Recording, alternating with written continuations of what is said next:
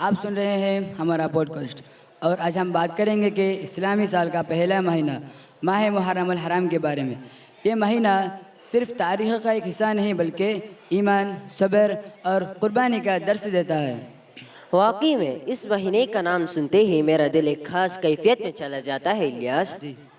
اللہ تعالیٰ اس مہینے کو اپنی کتاب میں حرمت والا مہینہ قرار دیتا ہے۔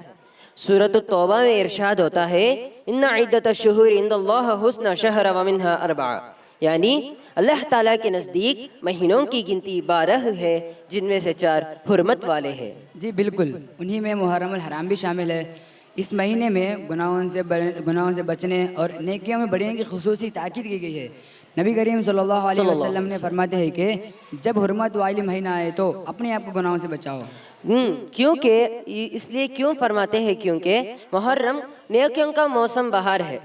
خاص طور پہ یوم عاشورہ کی فضیلت زیادہ ہے، کیونکہ ہمارے نبی کریم صلی اللہ تعالیٰ علیہ وسلم نے فرمایا عاشورہ دن کا روزہ پچھلے سال کے گناہوں کا کفارہ ہے۔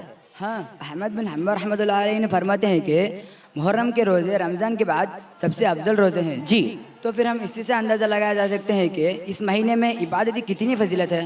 جی آپ نے صحیح کہا الیاس۔ اور محرم کا اور ایک پہلے ہے شہادت امام حسین رضی اللہ عنہ۔ ان کی شہادت کو اسلام کی سنہری صحیفہ پر لکھا ہے، جس سے ہمیں حق، ثابت قدمی اور قربانی کا درس ملتا ہے۔ بے شک امام حسین رضی اللہ عنہ نے کربلا میں جو قربانی دی وہ صرف ایک واقعہ نہیں بلکہ امت کے لیے ایک پیغام ہے کہ باطل کے خلاف کھڑے رہنا ایمان کی علامت ہے۔ انہوں نے دنیاوی طاقتوں سے آگے سر نہیں جھکایا بلکہ اللہ کے حکم پر قائم رہا۔ جی یہی تو ہے اہل سنت کا عقیدہ۔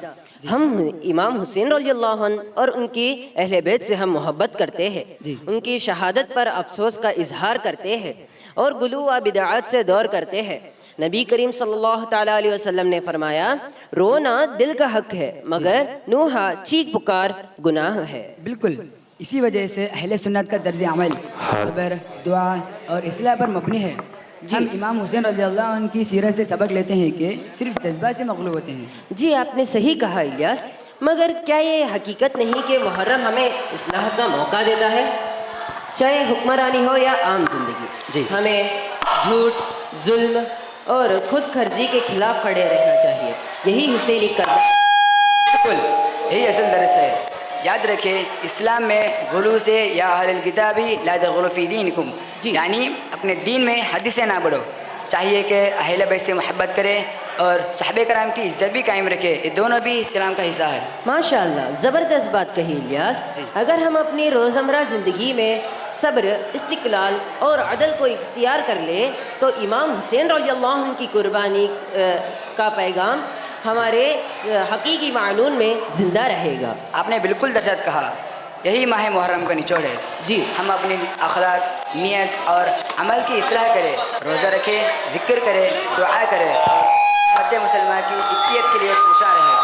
آخر میں یہ کہنا چاہوں گا کہ الیاس بھائی، صبر کبھی بھی رائنگا نہیں جاتا۔ جی، امام حسین رضی اللہ عنہ کی قربانی آج بھی امت کے لیے ایک مشعل راہ ہے۔ جی، اور اگر ہم اپنی یہ زندگی میں صبر اور استقلال اور عدل کو اختیار کر لیں تو ہماری یہی حقیقی عزاداری ہوگی۔ کیا خوب فرمایا آپ نے۔